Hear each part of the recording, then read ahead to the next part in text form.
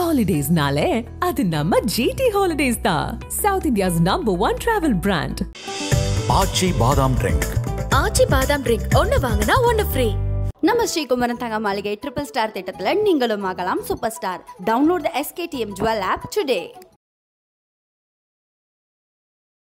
பெரிய மருத்துவர் ராமதாஸ் அவர்களுடைய வேண்டுதல் அழைப்புதல் பேர்ல தான் திரு ஆடிட்டர் குருமூர்த்தி அவர்கள் போய் அவரை சந்திச்சார் அப்படிங்கறத புரிஞ்சுங்க. அமித்ஷாவுடைய தூதுவரா அவர் போகல. விஜயுடைய வருகையால் அதிகம் பாதிக்கப்பட போகின்ற கட்சி அப்படிங்கிறப்ப முதல்ல விடுதலை சிறுத்தைகளும் இரண்டாவது பாமக பெரிய அளவில் பாதிக்கப்படும். 2 மருத்துவர்களும் டெல்லிக்கு பிளைட் ஏறுவாங்க. அங்க இந்த கூட்டணி உறுதியாகும். அண்ணாமலை இன்னும் முழுவதுமாக பாஜகவை புரிந்து கொள்ளவில்லை அப்படின்னு தான் என் பார்வையில பாக்குறேன். அவருக்கு இப்பொழுது தேவை நிதானமான பயணம். அண்ணாமலைக்கு கொடுத்து பார்த்தாங்க. இப்ப ஒரு கூட்டணிங்கிறது அது கூட்டணியை வழிநடத்தி செல்லக்கூடிய அந்த ஒரு இது அவர்கிட்ட கிடையாது நிச்சயமா. அதனால நயினா நாகேந்திரன் கொடுத்திருக்காங்க. இதை அண்ணாமலையும் புரிந்து கொள்ள வேண்டும். அவருக்காக இன்னமும் சோசியல் மீடியாவில் கம்பு சுத்துற அவருடைய அண்ணாமலை ஃபேன்ஸும் இதை புரிந்து கொண்டாங்க. இவருக்கு முதல்ல 2026 தேர்தலில் திமுகவில் சோறு போடுவாங்களான்னு பார்க்க சொல்லுங்க. இவர் வீட்டுல இருக்கிற ஓட்டையை முதல்ல அடக்கிக்க சொல்லுங்க. இவரு ஏன் அதிமுக பத்தி கவலைப்படுறாரு? நான் கேட்கிறேன், எதிரணியில இருக்கிற திருமாவளவனுக்கு அதிமுகவை பத்தி உங்களுக்கு என்ன கவலை மிஸ்டர் திருமாவளவன்?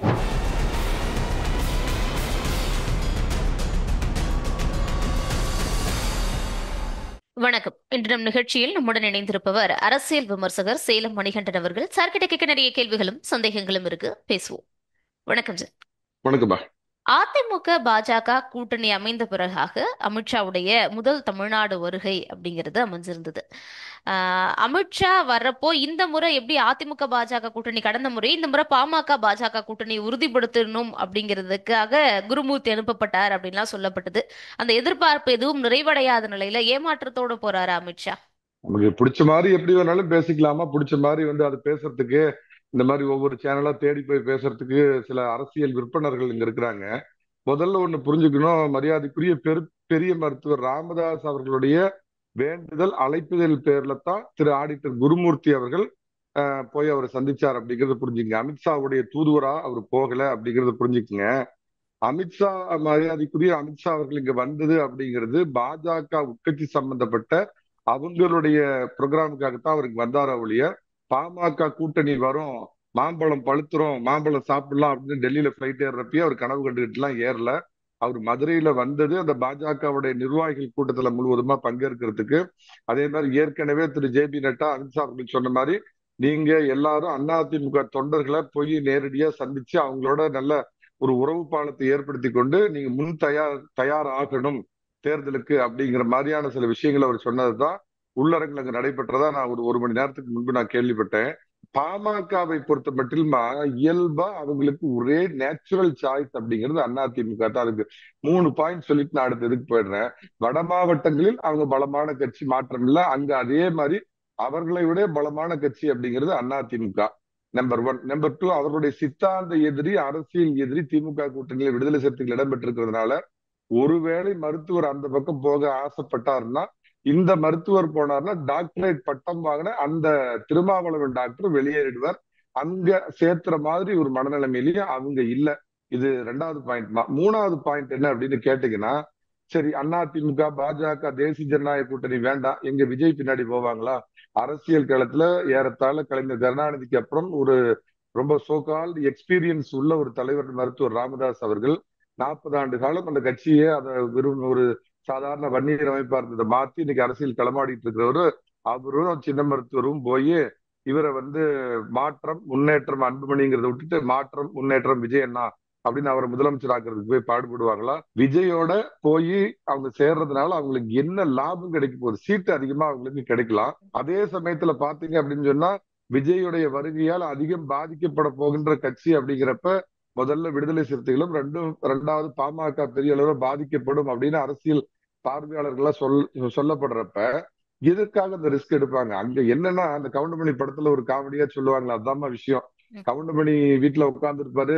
ஒரு யாசகர் பிச்சை கேட்கிறவர் கேட்ட உடனே அந்த வீட்டுக்கார அம்மா இல்ல போ அப்படின்னு சொன்னே, இங்க வா, என்ன சொன்னாங்க? அவங்க இல்லைன்னு சொன்னாங்களா? நீங்க வா அப்படின்னு கூப்பிட்டுட்டு நான் இப்ப சொல்றேன் இல்ல போ அப்படின்பாரு. அந்த மாதிரி அவங்க 2 பேர்த்துக்குள்ள மருத்துவர், இந்த முதிய வயதிலையும் பெரிய மருத்துவர் வந்து மகனுக்கும் அவருக்குமான அதிகார பகிர்வுல உள்ள அவங்களுக்குள்ள சச்சரவுகள், சண்டைகள், அது வந்து பொதுவெளியில நான் தான் ஏற்கனவே ஒரு யூடியூப் சேனல்ல சொன்ன மாதிரி 2 மருத்துவர்களும் அரங்குக்குள்ள செய்ய வேண்டிய சிகிச்சையை வந்து இந்த சிகிச்சையை வந்து அறுவை சிகிச்சையை பொது வெளியில பண்ணிக்கிட்டு அது வெளியே ஆகி போச்சு.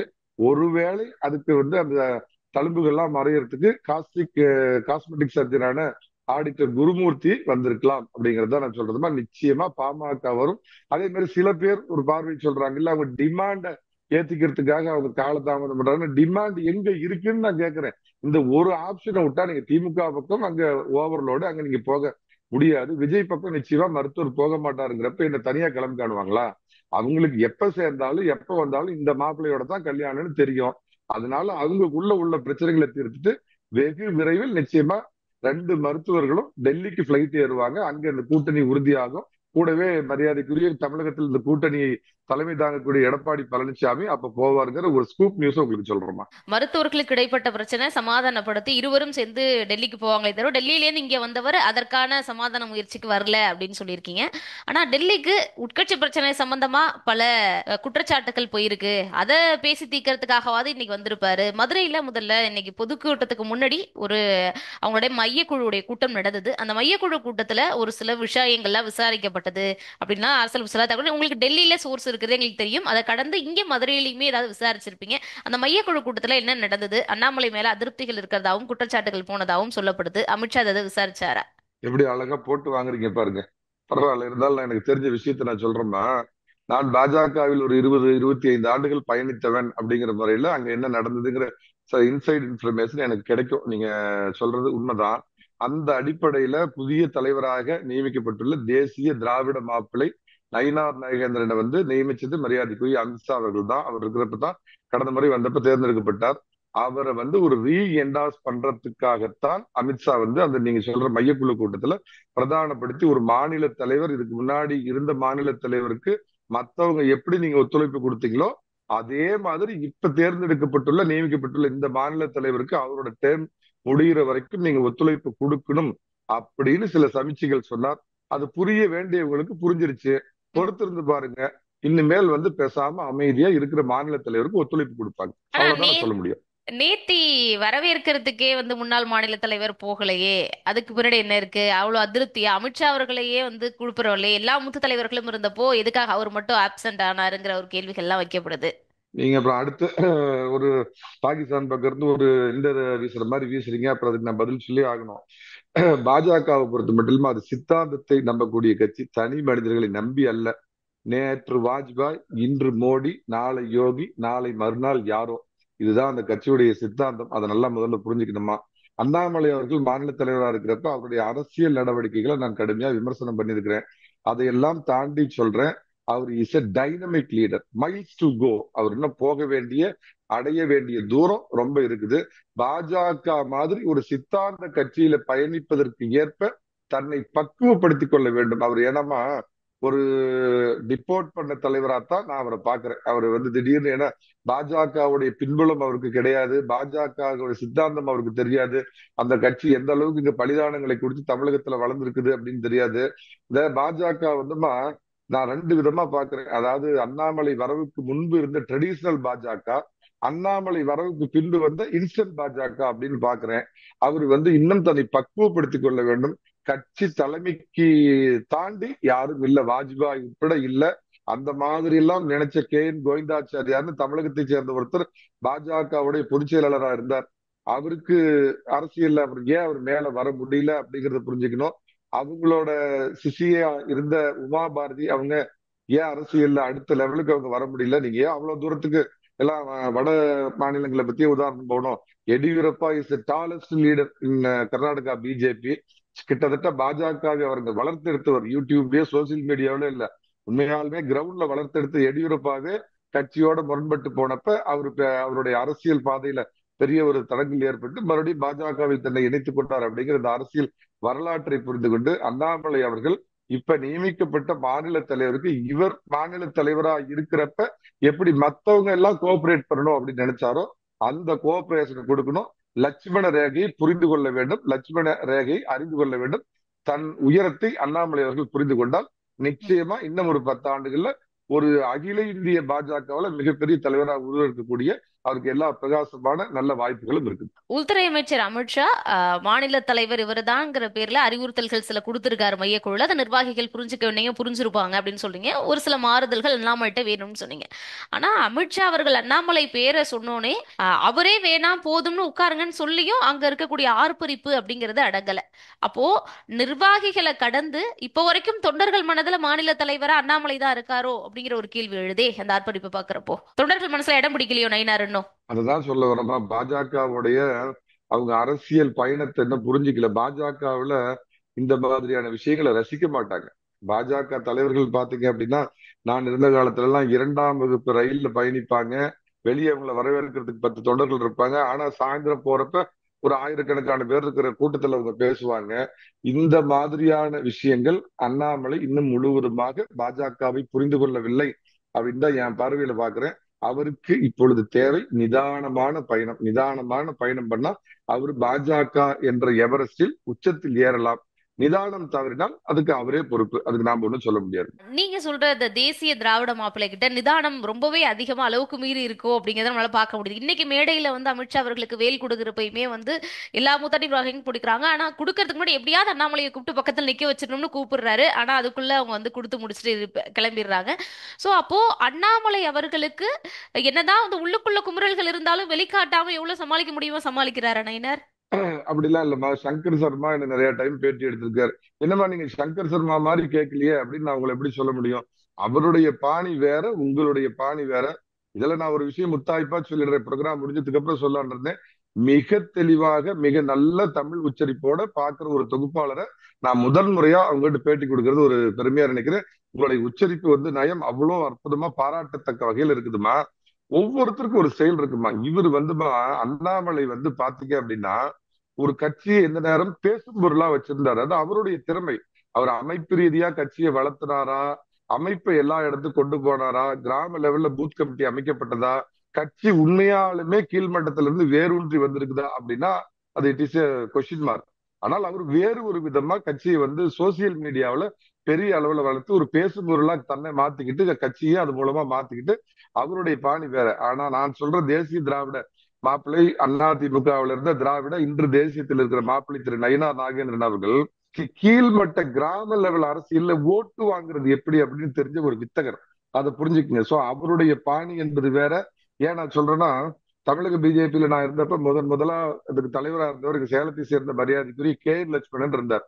அவரு கிட்டத்தட்ட பாத்தீங்கன்னா கருணாநிதி மாதிரி வாஜ்பாய் மாதிரி ரொம்ப உயரம் கம்மியானவர். அவரு பாத்தீங்கன்னா அவ்வளவு அமைதியா இருப்பார். அந்த காலகட்டத்திலேயே பொதுச் செயலாளர் இருந்த இலகணேசன் அவர்கள் தான் அமைப்பு பொதுச் செயலாளராக இருந்தார். KN லட்சுமணன் தலைவர் அப்படின்னு அவர் 4 வார்த்தை பேசிட்டு உட்கார்ந்துருவாரு. ஆனா இலகணேசன் பேச எந்திரிச்சாருன்னா கூட்டம் ஆர்ப்பரிக்கும். சோ இதனால வந்து KN லட்சுமணன் தலைவர் இல்ல, இலகணேசன் தான் வந்து இதுன்னு சொல்ல முடியுமா? இலகணேசன் அன்னைக்கு அமைப்பை பலப்படுத்தணும், அமைப்பு பொதுச் செயலாளர், இயல்பாகவே வசீகரமா பேசக்கூடியவர். அப்படிங்கிறப்ப அவருக்கு வேற ட்ராக்கு. கட்சியை ஒருமுகப்படுத்தி ஒரு தலைமை பண்பை கொண்டு போனது KN லட்சுமணன். பின்னாடி CP ராதாகிருஷ்ணன் தலைவரா வந்தாங்க. இன்னைக்கு மகாராஷ்டிரா கவர்னரா இருந்தவர் பொன் ராதாகிருஷ்ணன் தலைவரா இருந்தாங்க. நிறைய பேரால மறக்கடிக்கப்பட்ட ஒருத்தரை நான் சொல்றேமா, திரு கிருபாநிதி, டாக்டர் கிருபாநிதி தான் அவரு தமிழ் மாநில பாஜகவுடைய தலைவரா இருந்தார். அவர் ஒரு பட்டியலினத்தை சேர்ந்த புகழ்பெற்ற மருத்துவர். ஏறத்தாழ அவரு கவர்மெண்ட் சர்வீஸ்ல இருக்கிறப்பயே 70,000 இது சர்ஜரி ஆபரேஷனை பண்ணிருக்கிறவரு அப்படின்னு பேர் எடுத்து அவரெல்லாம் இருந்தாரு. அவங்க எல்லாருமே இருந்தப்ப இலகணேசன் அப்படிங்கிறதுக்கு அவருக்கு ஒரு தனியான ஒரு வசீகரம் இருந்தது. அந்த கட்சியை வந்து திராவிட பாணியில இன்னைக்கு அண்ணாமலை பிறந்ததை விட்டுருங்க, இன்னைக்கு மகாராஷ்டிரா கவர்னரா இருக்கிற திரு CP ராதாகிருஷ்ணன் அன்னைக்கு தொண்டர்களை தேடி, தொண்டர்களின் இல்லங்களை தேடி அப்படின்னு ஏறத்தாழ ஒரு 20 ஆண்டுகளுக்கு முன்பே பாத்தீங்கன்னா ஒவ்வொரு கிராமந்தோறும் பயணித்தார். எல்லா இடத்துலயும் போய் கட்சியை வந்து இங்க வந்து ஒரு சகஜமான பாணியில மாத்தணும் அப்படிங்கிற முயற்சி எடுத்தார். அதனால அப்படி இல்லை. அண்ணாமலைக்கு சில வருத்தங்கள் இருக்கலாம். கொடுத்தவனே பறித்து கொண்டாண்டி அப்படிங்கிற மாதிரி பாஜகவில் இன்னைக்கு பொறுப்பு கொடுப்பாங்க. நீங்க ஒண்ணு வேணாம், மகாராஷ்டிராவில நீங்க பாருங்க, இப்ப முந்தா நாள் வரைக்கும் பாத்தீங்கன்னா துணை முதலமைச்சரா இருந்தாரு. அவர் அன்னைக்கு துணை முதலமைச்சரா போய் பொறுப்பேற்றுக்கன்னு ஏற்கனவே முதலமைச்சரா இருந்தவரை சொன்னாங்க. அப்ப அவர் துணை முதலமைச்சர் பொறுப்பு ஏற்றுக்கிட்டாரு. இவ்வளவு பெரிய வெற்றி வந்த உடனே மகுடம் தானாக திரும்ப அவர் தலையை தேடி வந்தது அப்படிங்கிற மாதிரிமா இது ஒரு கூட்டணி அதிமுகவும் பாஜகவும் சேர வேண்டும், இந்த திராவிட மாடல் ஆட்சியை வீட்டுக்கு அனுப்ப வேண்டும் அப்படிங்கிற அடிப்படையில அதற்கு ஒரு பொருத்தமான தலைவராக அண்ணாமலை இருக்க மாட்டார் அப்படிங்கிற அடிப்படையில தான் திரு நயினார் நாகேந்திரன் கொண்டு வந்திருக்கார். இவரோட style of functioning is different. Annamalai அவருக்கு இருந்த பர்சனல் அஜெண்டா என்பது வேறு, அவருக்கு இருந்த அரசியல் கணக்கு வேறு. ஏறத்தாழ எனக்கு தெரிஞ்சு எந்த தமிழக பாஜக தலைவருக்கும் இந்த மாதிரி ஒரு ஃப்ரீ கிரவுண்ட அகில இந்திய பாஜக கொடுத்தது இல்ல. 3 வருஷம் அவருக்கு ஃப்ரீயா கொடுத்து, நீ விளையாடப்பா, நீ விரும்பின மாதிரி என்ன வேணாலும் இங்க ரிசல்ட் கொடுன்னு கேட்டப்ப துரதிருஷ்டவசமா பாஜக ஒரு பெரிய ரிசல்ட் கொடுக்க முடியல. அதுவும் பாஜகவுக்கு 3வது முறை அங்க அவங்களுக்கு ஒரு சரிவு ஏற்பட்டுச்சு. அந்த சரிவு ஏற்படாம இருந்திருந்தா கூட அவங்க இதை பத்தி கவலைப்பட்டிருக்க மாட்டாங்க. அப்ப அண்ணாமலை நம்பி அவர் சொன்னதெல்லாம் கேட்டு நாம அவருக்கு இவ்வளவு ஃப்ரீடம் கொடுத்து ஃப்ரீ கிரவுண்ட் கொடுத்தும் ரிசல்ட் வரல. அப்படிங்கிறப்ப இங்க தேவை எப்படி இன்னைக்கு தமிழக மக்கள் எல்லாம் இந்த திராவிட மாடல் ஆட்சியை தூக்கி எறியணும், 7.5 இல்லாத 4.5 ஆண்டு நல்லாட்சி கொடுத்த எடப்பாடி பழனிசாமி திரும்ப வரணும் அப்படிங்கிற ஒரு எண்ணத்துல இருக்காங்களோ, அதே மாதிரி மத்தியில் இருக்க பாஜக எந்த விதத்திலும் திமுக 2வது முறை தொடர்ந்து ஆட்சி அமைச்சிடக்கூடாது அப்படிங்கிறதுல மிக உன்னிப்பா இருக்கிறப்ப அரசியல் களத்தில் சில உத்திகளை மாற்ற வேண்டி இருக்குது. அதனாலதான் அதை புரிந்து கொண்டு தனியா நின்னதுனால சில அரசியல் பாடங்களை 2 பேரும் கத்துக்கிட்டாங்க. சோ திரு எடப்பாடி பழனிசாமி அவர்களும் பாஜகவும் மறுபடியும் கைகோர்த்து இருக்கிறப்ப அந்த களத்திற்கு ஏற்ற ஒரு கேப்டன் தான் இங்க அந்த அணியை வழிநடத்தணும், அந்த கட்சியை வழிநடத்தணுங்கிற அடிப்படையில அந்த கருணாநிதி அடிக்கடி சொல்லுவார். அதாவது சீட்டு கேட்டு 10 பேர் போனாங்க அப்படின்னா அலமாரியில் இருக்கும் அனைத்து பட்டுப்புடவைகளும் நல்ல பட்டுப்புடவை தான், ஆனா இந்த திருவிழாவுக்கு நான் ஒரு பட்டுப்புடவை தான் கட்ட முடியும், இந்த அடுத்த திருவிழாவுக்கு இன்னொரு பட்டுப்புடவை கட்டுறேன், இந்த பட்டுப்புடவை இப்ப கட்டிட்டதுனால மத்த பட்டுப்புடவை எல்லாம் தரம் குறைந்ததாயிடாது அப்படின்னு அந்த வாயிலே வடை சுட்டு ஏமாத்துவார். எப்படி சீட்டு கொடுக்காதவங்களுக்கு எல்லாம் இதயத்துல இடம் கொடுக்குறாரோ அந்த மாதிரி அண்ணாமலைக்கு கொடுத்து பார்த்தாங்க. இப்ப ஒரு கூட்டணிங்கிறது அது கூட்டணியை வழிநடத்தி செல்லக்கூடிய அந்த ஒரு இது அவர்கிட்ட கிடையாது நிச்சயமா. அதனால நயினார் நாகேந்திரன் கொடுத்திருக்காங்க. இதை அண்ணாமலையும் புரிந்து கொள்ள வேண்டும். அவருக்காக இன்னமும் சோசியல் மீடியாவுல கம்பு சுத்துற அவருடைய அண்ணாமலை ஃபேன்ஸும் இதை புரிந்து கொண்டாரு. அண்ணாமலை முதல்ல அதான் அண்ணாமலைக்கு அப்புறம் அந்த பாஜக என்பது வேறு. அவங்க அண்ணாமலை மாதிரியே கொஞ்சம் பிஜேபியோட சித்தாந்தம் தெரியாதவர்கள். நான் திரும்ப சொல்றேன், மரியாதைக்குரிய அண்ணாமலை காலத்தில் வந்த பாஜக தம்பிகளே, பாஜகவின் சித்தாந்தத்தை புரிந்து கொள்ளுங்கள். அப்பதான் நீங்க அதுல வெகு தூரம் டிராவல் பண்ண முடியும், நீங்க நல்ல பொறுப்புகளுக்கு வர முடியும் அப்படிங்கிறது ஒரு முன்னாள் பாஜக காரன் அப்படிங்கிற முறையில அன்போடும் பண்போடும் நான் கேட்டுக்கிறேன். ஒரே ஒரு சந்தேகம் மட்டும் சார். அமித்ஷா அவர்கள் மதுரைக்கு வந்ததுக்கு பின்னாடி இந்த பாஜக நிர்வாகிகள் கூட்டம் மையக்குழு கூட்டத்தை தாண்டி பின்னணியில உண்மையான வேறு சில விஷயம் இருக்குன்னு ஊடகமா சமூக வலைதளங்கள ஒரு விஷயம் பகிரப்படுது. அது என்ன அப்படின்னா, மதுரை மீனாட்சி அம்மன் கோயிலுக்கு வந்த அடுத்த பிரதமர் அப்படிங்கிற பதவிக்காக ஒரு சில பூஜைகள் வரணும், இந்த நாளுங்கிறது இருக்கு, அதனால வர்றது அப்படியே இது அப்படியே ஒரு ஃபார்மாலிட்டிக்கு இதையும் அப்படியே பேசி முடிச்சுட்டு போறதா சொல்றாங்க. அது உண்மையிலேயே உண்மைதானா? அதாவது புழப்பத்தவங்க, வேலை இல்லாதவங்க, இல்ல யூடியூப்ல போய் பேசுறதையே முழு நேர காமெடியா வச்சிட்டு இருக்கிறவங்களுடைய வக்கரமான புத்தியில் ஏற்படுற இது கோளாறுன்னு தான் நான் சொல்லுவேன். அதாவது எப்படி வாஜ்பாய் அத்வானி அப்படின்னு பிஜேபியில ஒரு இரட்டையர்கள் பயணித்தார்களோ, டாலஸ்ட் லீடர் கட்சியை எல்லா இடத்துக்கும் இந்தியா முழுக்க வளர்த்தினவர் அப்படின்னு பாத்தீங்கன்னா மரியாதைக்குரிய அத்வானி தான். ஆனால் வெகுஜன தலைவரா நாம இல்ல, நாம ஒரு சின்சியர் பார்ட்டி லீடரா இருப்போம் ஒழிய அந்த வெகுஜன லீடர் மக்களை வசீகரிக்கக்கூடியவர் வாஜ்பாய் அப்படிங்கறத புரிந்து கொண்டு எப்படி வாஜ்பாயோட கரம் கோர்த்து வாஜ்பாய் அத்வானி அப்படின்னு ஒரு பிஜேபியினுடைய காலகாலத்துக்கு மறக்க முடியாத வரலாறா 2 பேரும் இருந்தாங்களோ, அந்த மாதிரி திரு அமித்ஷா திரு மோடி அவர்களுடைய கூட்டணி. மோடி அப்படிங்கிறது அது வேற டைனமிக். இன்னைக்கு எங்க இந்தியாவில இருந்தா வரீங்க அப்படின்னு கேவலமா கேட்ட அந்த காலமெல்லாம் போய், oh you are from India, nice அப்படின்னு நான் பல வெளிநாடுகளுக்கு போறேன்.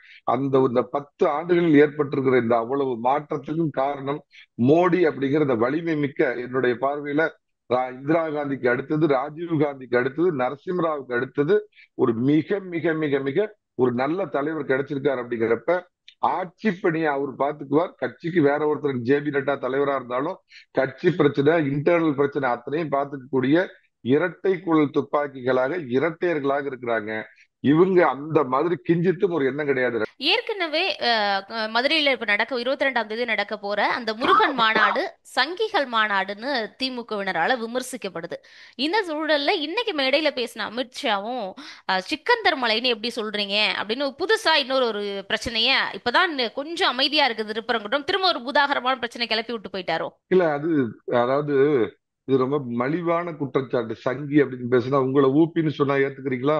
200 ரூபாய் ஊப்பிங்க எல்லாம். நீங்க என்ன வேணாலும் பண்ணுவீங்க. 200 ரூபாய் கொடுத்தா நீங்க என்ன வேணாலும். கொத்தடிமை கூட்டமா கருணாநிதிக்கும் கை தட்டுவீங்க, எழுதி கொடுக்கறது திருப்பி படிக்கிற ஸ்டாலினுக்கும் கை தட்டுவீங்க, உதயநிதிக்கும் கை தட்டுவீங்க, நாளைக்கு இன்பநிதிக்கும் கை தட்டுவீங்க. எல்லாத்துக்கும் கை தட்டுற ஊப்பி கூட்டம் சங்கிகள்ங்கிறது ஒரு சங்கி. இந்த அதே மாதிரி இவங்க கண்டுபிடிச்ச இந்த ஒன்றிய அரசு, இதெல்லாம் இவங்களோட அந்த மன அரிப்போட வெளிப்பாடு அப்படின்னு நான் நினைக்கிறேங்க. அது ஒரு ஹிந்து மக்கள், அது குறிப்பா தமிழகத்தில் உள்ள ஹிந்து மக்கள், தமிழ் பெரியோர்களால் வணங்கப்படக்கூடிய முருகனுக்காக இந்து முன்னணி அந்த ஒரு மாநாட்டை முன்னெடுக்கிறாங்கன்னு நினைக்கிறேன். பட் அங்க போய் திட்டமிட்டு சர்ச்சையை கிளப்பி அந்த ஒரு புனித மலையா நினைக்கக்கூடிய இடத்துல போய் பிரியாணி சாப்பிட்டு சர்ச்சையை கிளப்பின ஒரு நவாஸ்கனி எம்பி, திமுக கூட்டணியில் இருப்பவங்க. இங்க காலகாலமா பாத்தீங்கன்னா அந்த இஸ்லாமியர் ஓட்டு, மைனாரிட்டி ஓட்டு வாங்குறதுக்கு எல்லா வேஷமும் நடத்துவாங்க. இந்த நேத்து வரைக்கும் அதிமுகவுல இருந்து இப்ப போய் அங்க அண்ணியோட மரியாதைக்குரிய அண்ணியோடைய புடவை கார்ல மாட்டிக்க கூடாதுன்னு பவ்யமா குமிஞ்சு அதை உள்ள தள்ளி விட்டு இருக்கிறாரு சேகர் பாபு. இவர் தலைமையில நடந்தா அது முருகன் மாநாடு. ஆனா அவங்க ஆன்மீகத்தை நம்பி, முருகனை நம்பி எல்லாமே இது பண்ணி அவங்க ஒரு மாநாடு நடத்துறாங்கன்னா அது சங்கி மாநாடா? இது என்ன பிதற்றல் இது? அதாவது ரொம்ப மலினமான கேவலமான குற்றச்சாட்டு. சோ அந்த அடிப்படையில் அமித்ஷா இதை எப்படி நீங்க சொல்லியிருக்கீங்க அப்படின்னு கேட்கிறாரு. இதுக்கு உடனே கிளம்பிடுவாங்க, தமிழ்நாட்டை கலவர பூமியாக மாத்த போறாங்க, மதவாதத்தை கொண்டு வர போறாங்க அப்படின்னு. நீங்க எப்படி ஒரு அரசியல் ஸ்டாண்ட் எடுத்து ஒரு மைனாரிட்டிக்காக நீங்க மறைமுகமாகவும் நேரடியாகவும் அரசியல் பண்றீங்களோ, அது பாஜக வெளிப்படையா பண்ணுது. ஹிந்து போலரைசேஷன் அப்படிங்கறதான. அவங்க இது வரைக்கும் ஹிடன் அஜெண்டா ஏதாவது வச்சிருக்காங்களா? அவங்க தேர்தல் அறிக்கையிலேயே 370 நீக்குவோம், இதுல ராமர் கோயில் கட்டுவோம், இந்த மாதிரி ஒன்னொன்னையும் சொல்லிதானே காமன் சிவில் கோடு கொண்டு வருவோம் அப்படிங்கறத வெளிப்படையா ஒவ்வொரு தேர்தலையும் அவங்க அறிவிச்சு தானே பண்றாங்க.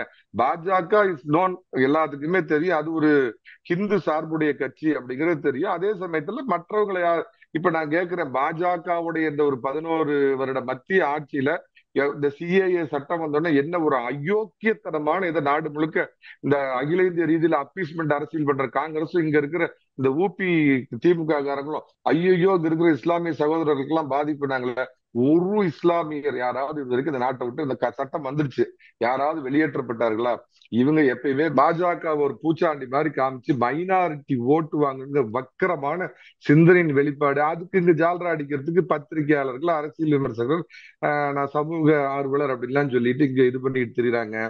அந்த மாதிரி ஒரு நோக்கத்துல சொல்லியிருக்க மாட்டார். மதுரைக்கு சமீபத்தில் ஏற்பட்ட அந்த பிரச்சனையை பத்தி பேசாம அவர் எப்படி கடந்து போக இல்ல முடியும்? இந்த சிக்கந்தர்ங்கிற இந்துத்துவாவை பத்தி வார்த்தையை தவிர்த்திருக்கலாம்ல சார். ஏன்னா இப்போ கூட்டணியில இருக்க அதிமுகவை இதை ஏத்துக்குமான்னு தெரியல. ஏன்னா சிறுபான்மையினர்கள் வாக்குகள்ங்கிறது அதிமுகவுக்கு முக்கியம். அப்போ இந்த சிக்கந்தர்ங்கிறது அந்த 3 கோயில்களுமே இருக்கு. மசூதிக்கு போறவங்க போறாங்க, சிவனை கும்பிடுறவங்க போறாங்க, முருகனை கும்பிட போறவங்க போறாங்க.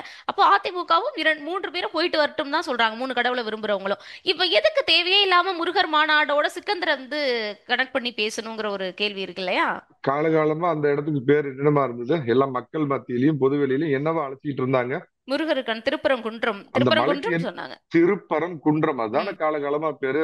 நடுவுல போய் அது சிக்கந்தர் மலை அப்படின்னு ஒரு உள்நோக்கத்தோடு அந்த ஒரு பிரச்சாரத்தை கிளப்பினது யாரு?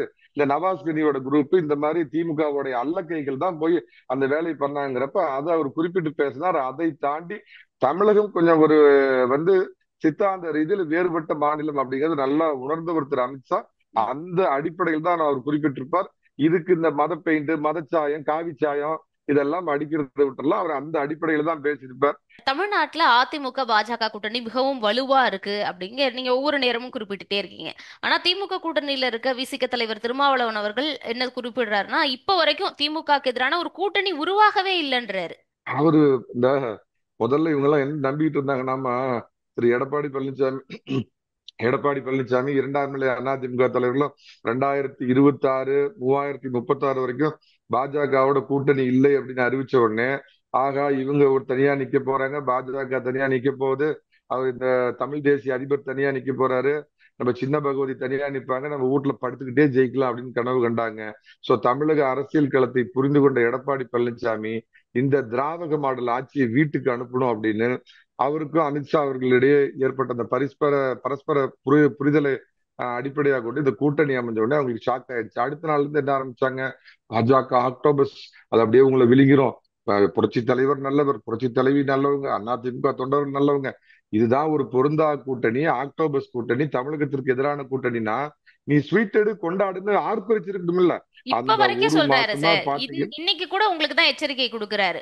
அவங்க வந்து கூட்டணிக்குள்ள இருக்கிறவங்கள தான் வந்து முழுங்குவாங்க, கூட்டணிக்குள்ள இருக்கிறவங்க தான் ரெண்டா உடைப்பாங்க, அதிமுக ரொம்ப பார்த்து அலர்ட்டா இருக்கணும்னு சொல்றாரு. இவருக்கு முதல்ல 2026 தேர்தலில் திமுகவில் சோறு போடுவாங்களான்னு பார்க்க சொல்லுங்க.